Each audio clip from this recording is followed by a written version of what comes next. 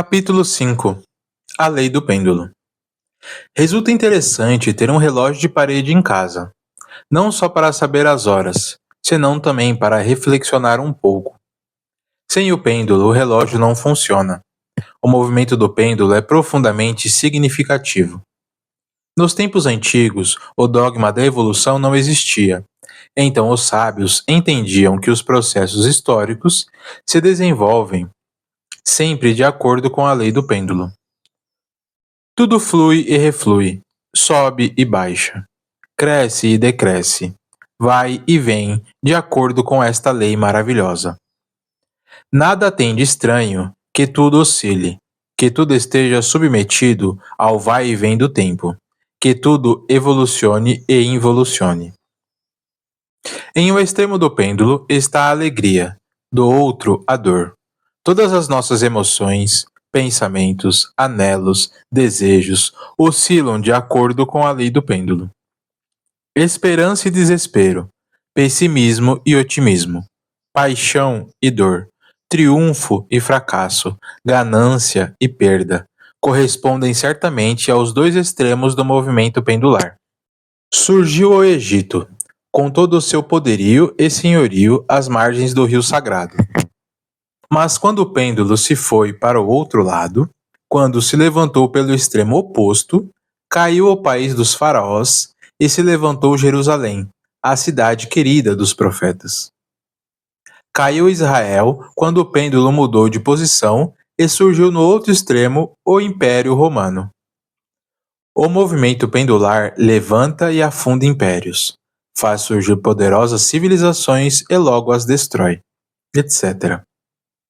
Podemos colocar no extremo direito do pêndulo as diversas escolas pseudo-esotéricas e pseudo-ocultistas, religiões e seitas.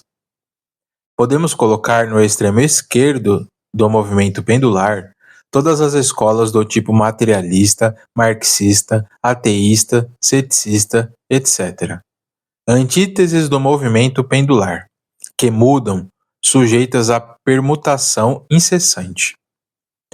O fanático religioso, devido a qualquer acontecimento insólito ou decepção, pode ir para o outro extremo do pêndulo, converter-se em ateísta, materialista, cético.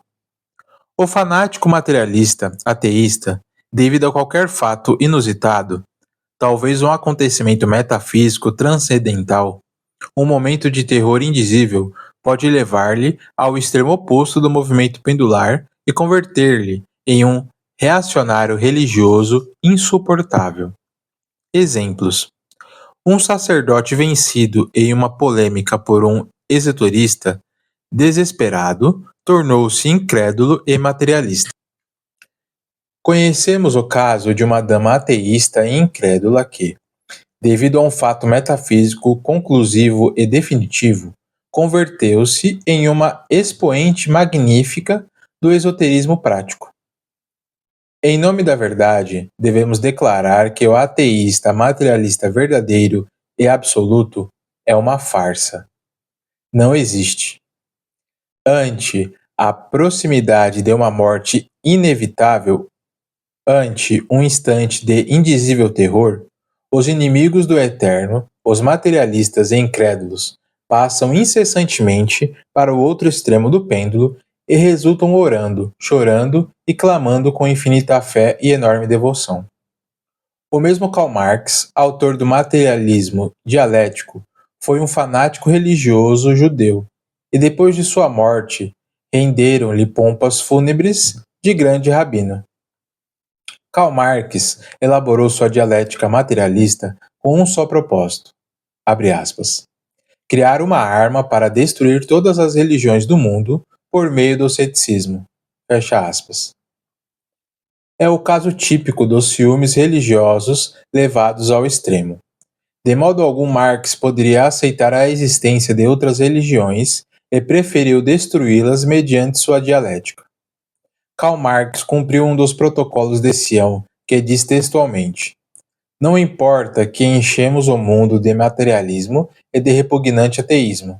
O dia em que nós triunfemos Ensinaremos a religião de Moisés devidamente codificada e de forma dialética, e não permitiremos no mundo nenhuma outra religião.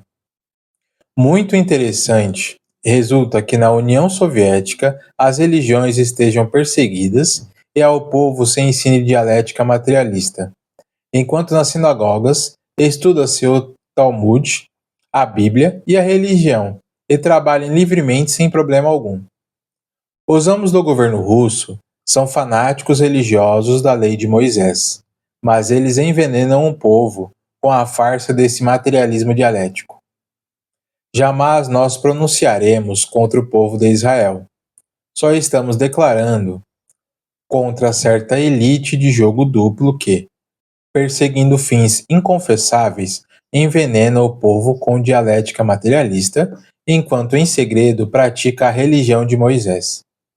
Materialismo e espiritualismo, com toda a sua sequela de teorias, prejuízos e preconceitos de toda espécie, se processam na mente de acordo com a lei do pêndulo, e mudam de moda de acordo com os tempos e os costumes. Espírito e matéria são dois conceitos muito discutíveis e espinhosos que ninguém entende. Nada sabe a mente sobre o espírito, nada sabe sobre a matéria. Um conceito não é mais que isso, um conceito. A realidade não é um conceito, ainda que a mente possa forjar muitos conceitos sobre a realidade. O espírito é o espírito, o ser, e só a si mesmo pode conhecer-se.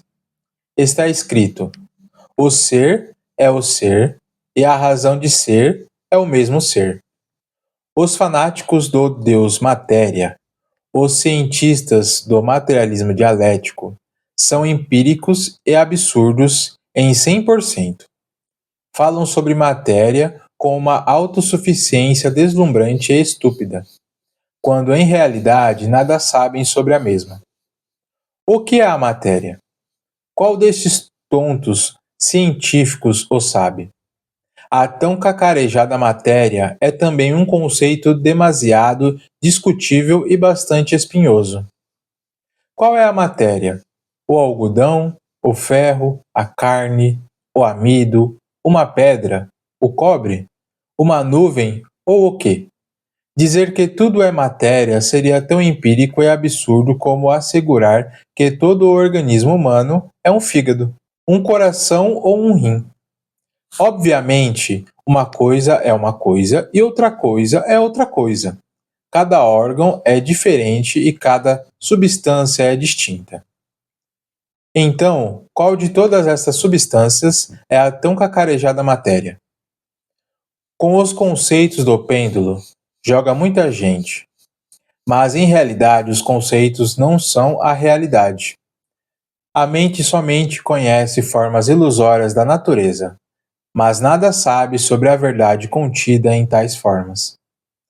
As teorias saem de moda com o tempo e com os anos. E o que alguém aprendeu na escola resulta que depois já não serve. Conclusão: ninguém sabe nada. Os conceitos da extrema-direita ou da extrema-esquerda do pêndulo passam como as modas das mulheres. Todos esses são processos da mente, coisas que sucedem na superfície do entendimento, tolices, vaidades do intelecto. A qualquer disciplina psicológica opõe-se outra disciplina.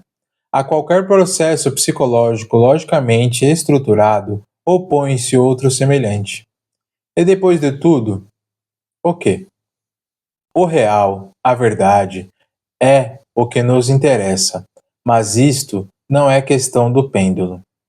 Não se encontra entre o vai e vem das teorias e crenças. A verdade é o desconhecido de instante em instante, de momento em momento. A verdade está no centro do pêndulo, não na extrema direita e tampouco na extrema esquerda. Quando a Jesus perguntaram: o que é a verdade? Guardou um profundo silêncio. E quando ao Buda fizeram a mesma pergunta, deu as costas e retirou-se. A verdade não é questão de opiniões, nem de teorias, nem de prejuízos de extrema-direita ou extrema-esquerda. O conceito que a mente pode forjar sobre a verdade jamais é a verdade. A ideia de que o entendimento tenha sobre a verdade nunca é verdade. A opinião que tenhamos sobre a verdade, por muito respeitável que seja, de modo algum é a verdade. Nem as correntes espiritualistas, nem os oponentes materialistas podem nos conduzir jamais à verdade. A verdade é algo que deve ser experimentado de forma direta, como quando alguém mete o dedo no fogo e se queima, ou como quando alguém traga água e se afoga. O centro do pêndulo está dentro de nós mesmos, e é ali onde devemos descobrir e experimentar de forma direta o real, a verdade. Precisamos autoexplorar-nos diretamente para nos autodescobrir e conhecer-nos profundamente a nós mesmos. A experiência da verdade só advém quando tenhamos eliminado os elementos indesejáveis que em seu conjunto constituem o mim mesmo. Só eliminando o erro vem a verdade. Só desintegrando o eu mesmo, meus erros, meus preconceitos e temores, minhas paixões e desejos, crenças e fornicações, encastelamentos intelectuais e autossuficiências de toda espécie, advém a nós a experiência do real. A verdade nada tem a ver com o que se disse ou deixou de dizer, com o que se escreveu ou deixou de escrever. Ela somente advém a nós quando o mim mesmo tiver morrido. A mente não pode buscar a verdade porque não a conhece. A mente não pode reconhecer a verdade porque jamais a conheceu. A verdade advém a nós de forma espontânea quando eliminamos todos os elementos indesejáveis que constituem o mim mesmo, o eu mesmo. Enquanto a consciência continue engarrafada entre o eu mesmo, não poderá experimentar isso que é o real, isso que está mais além do corpo, dos afetos e da mente, isso que é a verdade. Quando o mim mesmo fica reduzido à poeira cósmica, a consciência se libera para despertar definitivamente e experimentar de forma direta a verdade. Com justa razão, disse o grande Kabir Jesus: conhecei a verdade e ela vos fará livres. De que serve para o homem conhecer 50.000 teorias se jamais experimentou a verdade? O sistema intelectual de qualquer homem é muito respeitável, mas a qualquer sistema opõe-se outro e nem um nem outro é a verdade.